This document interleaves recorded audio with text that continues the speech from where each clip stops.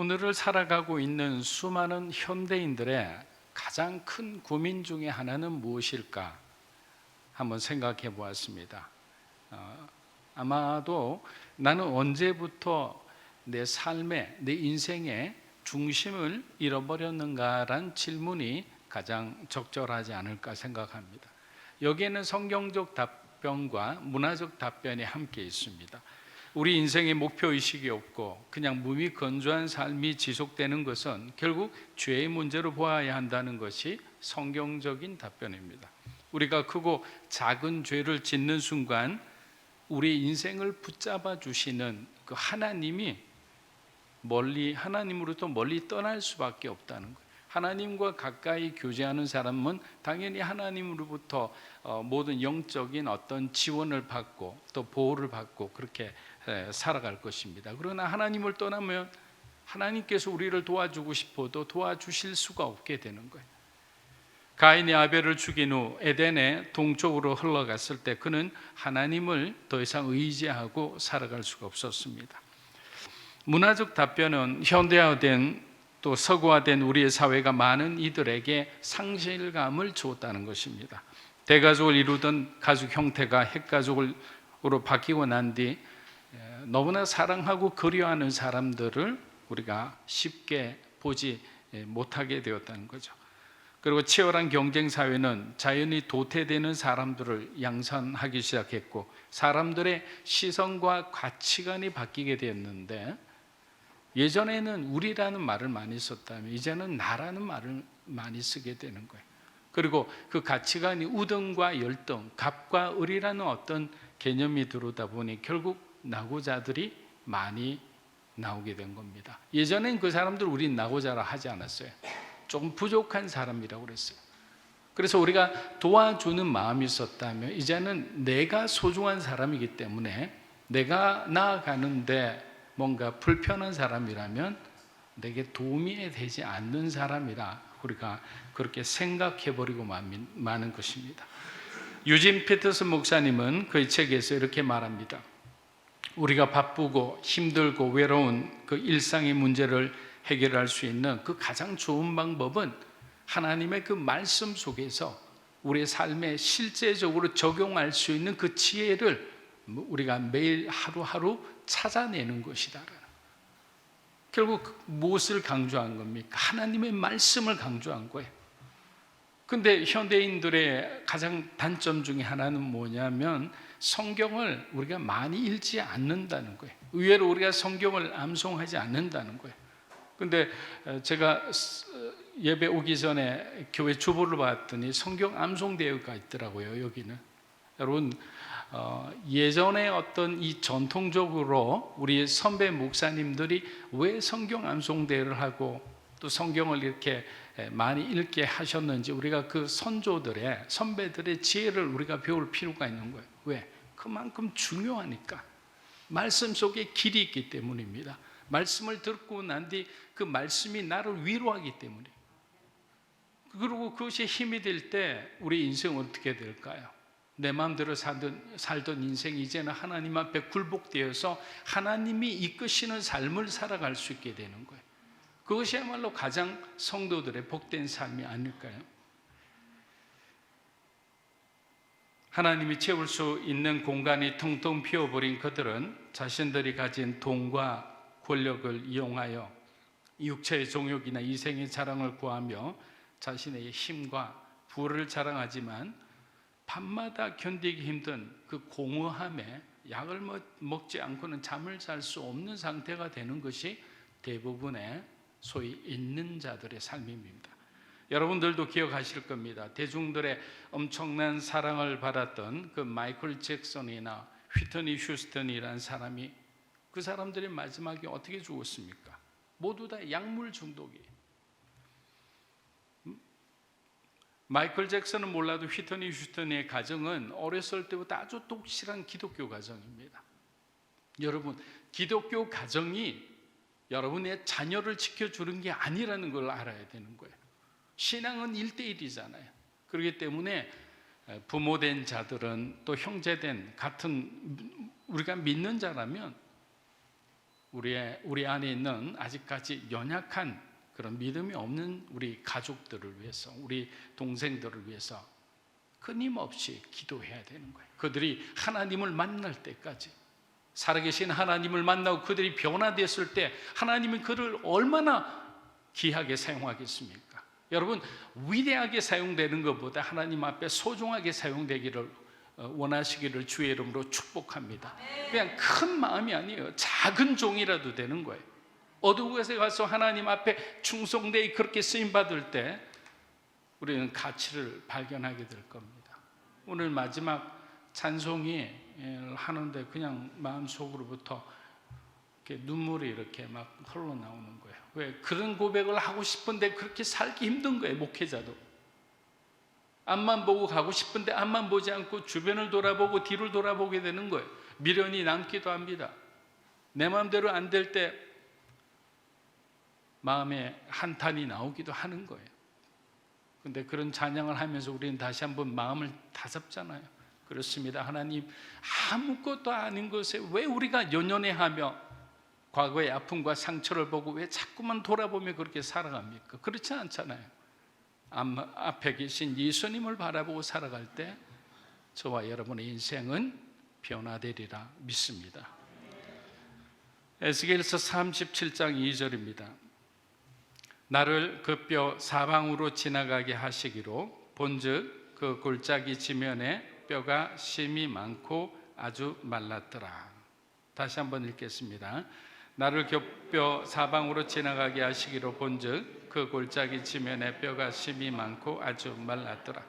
자, 앞서 우리가 이것은 36장과 연관해서 봐야 되는데요. 하나님은 에스겔에게 36장에서 이스라엘의 회복을 약속해 주셨어요. 그들의 돌같이 굳은 마음을 내가 제거하고 살같이 부드러운 마음을 내가 주겠다. 그러면 그들이 내 규례대로 살고 내 법을 지키겠다고 하신 분이 바로 주 여호와 하나님이셨습니다. 에스겔 37장은 바로 앞으로 예수 그리스도께서 오셔서 우리에게 하실 일을 바로 적어 놓은 것인 거예요. 그래서 여러분들이 에스겔 37장을 볼 때 뭘 생각해야 되느냐 하면 주님이 오셔서 우리에게 하신 일들이다. 죽어가는 그 영혼들에게 생기를 주신 분이 누구십니까? 예수 그리스도시잖아요. 그분의 죽음을 통해, 그분의 부활하심을 통해 우리는 다시 살 소망을 얻었잖아요. 그래서 구약과 신약은 따로따로 있는 것이 아니라 서로 연결될 수밖에 없는 거예요. 하나님께 감사하지도 않으며 자신들의 힘을 의지하고 우상을 숭배하고 가난한 자들을 억압하며 타락한 삶을 살았던 이스라엘의 비참한 최후의 모습이 오늘 에스겔에 보여진 그 마른 뼈의 환상이었던 것입니다. 예수님이 오시기 전에 이스라엘 모습이 아닐까요? 동시에 오늘을 사는 저와 여러분의 모습이 아닐까요? 마른 뼈와 같은 우리 인생, 이미 희망도 꿈도 사라져버린 지 오래된 우리 인생에 다시 한번 그 생명의 메시지가 전해질 수 있을까요? 우리는 이러한 의문을 품으며 어쩌면 신앙생활을 하면서도 우리 마음속에 걱정과 염려와 불만이 가득한 채 살아가고 있을지도 모르겠습니다. 그런데 여러분, 여기 골짜기로 사용된 이 히브리어는 에스겔서 다른 곳에서도 똑같이 사용됐는데 그곳에서는 골짜기가 아니라 넓은 들판이라는 단어로 썼습니다. 하나님께서 그곳에서 에스겔을 만나 주셨어요. 비록 들판이 죽음의 골짜기가 되었지만 우리 모두가 회개하고 더 이상 세상을 의지 않고 하나님께 우리의 삶을 다시 한번 올바르게 드린다면 하나님은 우리를 골짜기에서도 만나 주신다는 것이 중요한 거예요. 에스겔서 37장 3절에서 4절입니다. 그가 내게 이르시되 인자야 이 뼈들이 능히 살 수 있겠느냐 하시기로 내가 대답하되 주 여호와여 주께서 아시나이다. 또 내게 이르시되 너는 이 모든 너희 마른 뼈들아 여호와의 말씀을 들을지어다.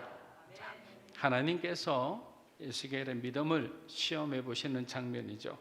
에스겔은 골짜기들의 뼈들을 이렇게 돌아보며 마음속으로 아마 이렇게 생각했을 겁니다. 이 뼈들은 더 이상 회복할 수 없다.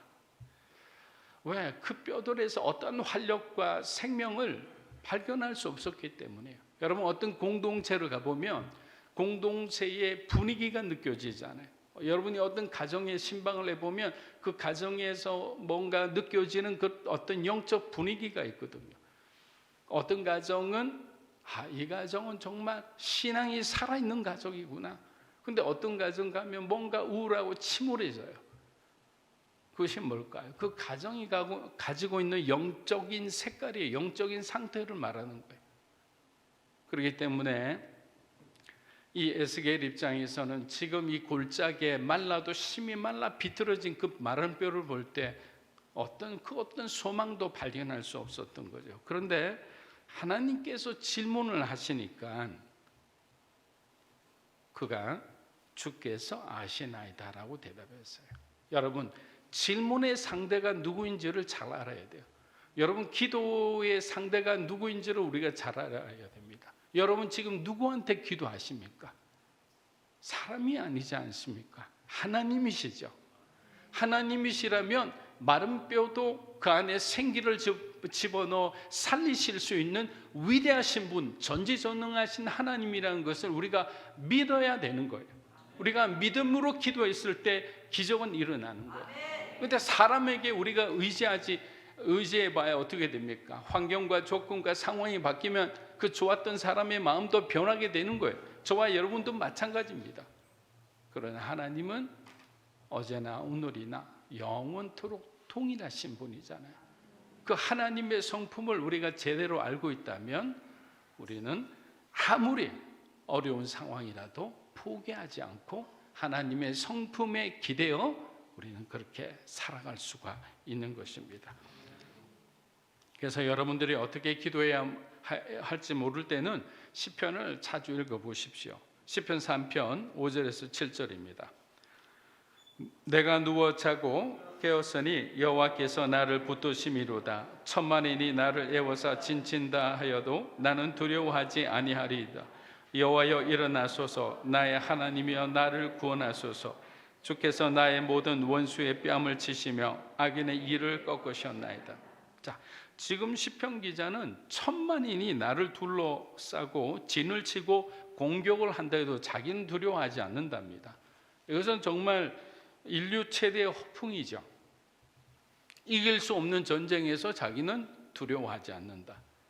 그런데 시편 기자가 이렇게 호기롭게 선포할 수 있었던 그 이유는 뭡니까? 여호와 하나님께서 그를 붙들고 계시기 때문이에요. 그러니까 자기는 넘어지지 않는다고 확신을 하는 거예요.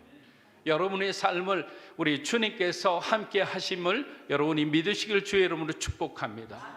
그럼 우리는 넘어지지 않아요. 흔들릴 수는 있습니다. 여러분, 아주 큰 고목을 보세요. 100년, 200년 된 아주 아름드리 그 나무를 보면 그 나무의 그 기둥은 흔들리지 않아요. 뿌리는 뽑히지 않아요. 심한 바람이 불어도 가지만 흔들릴 뿐이에요. 가지의 어떤 일부는 손상될 수 있어요. 그러나 그 믿음의 기둥은 흔들리지 않는다. 살아 역동적으로 역사하시는 하나님의 말씀이 마른 뼈들에게 들려졌을 때 어떤 일들이 일어날지 궁금합니다. 하나님은 그 뼈들이 살아있고 활동하는 존재가 되기 위해 무엇이 필요한지 다 알고 계셨어요.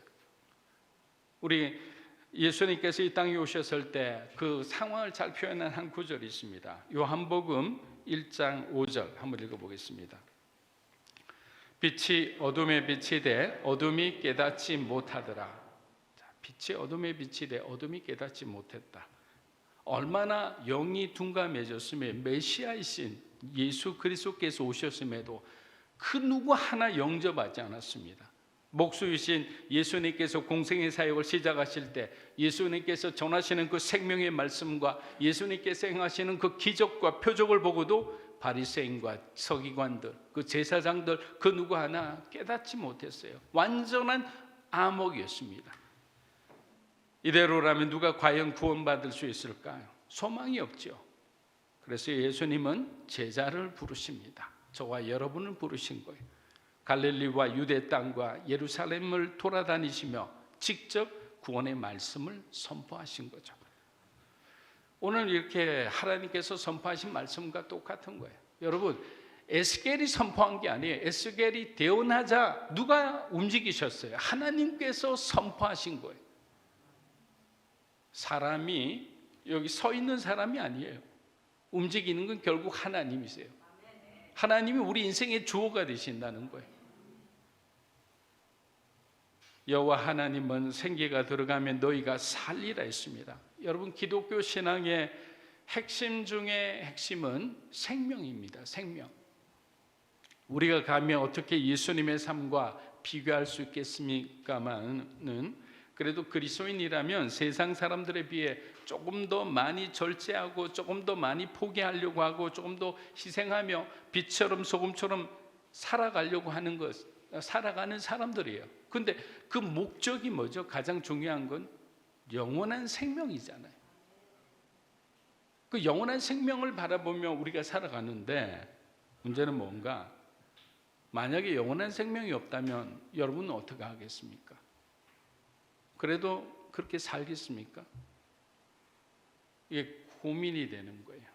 아마 그 비틀즈의 아주 유명한 노래처럼 Let it be, let it be 하면서 그냥 세상 순리에 그냥 세상 순리대로 그냥 그렇게 살아가려고 할 겁니다. 에스겔서 37장 7절에서 9절, 우리 길제만 한번 읽어보겠습니다. 이에 내가 명령을 따라 대언하니 대언할 때에 소리가 나고 움직이며 이 뼈 저 뼈가 들어맞아 뼈들이 서로 연결되더라. 내가 또 보니 그 뼈에 힘줄이 생기고 그 위에 가죽이 덮이나 그 속에 생기는 없더라. 또 내게 이르시되 인자야, 너는 생기를 향하여 대언하라. 생기에게 대언하여 이르기를 주 여호와께서 이같이 말씀하시기를 생기야, 사방에서부터 와서 이 죽음을. 아멘. 사랑하는 여러분, 아직도 저와 여러분의 마음속에 하나님에 대한 그 굶주림이라 표현하죠. 우리 예전에 그 복싱이 세계 챔피언을 많이 만들어냈을 때 대부분 그 복서들을 헝그리 복서라고 그랬습니다. 가난한 집에 태어나서 아무것도 의지할 수 없어서 운동을 시작했고, 운동을 시작했으니까 죽을 각오로 그 헝그리 정신으로 더 이상 포기할 수 없다는 그 배수의 진을 치고 그렇게 운동하는 결과가 동양 챔피언, 세계 챔피언, 그런 어떤 영광을 얻었던 거예요. 복음도 마찬가지입니다. 신앙도 마찬가지예요.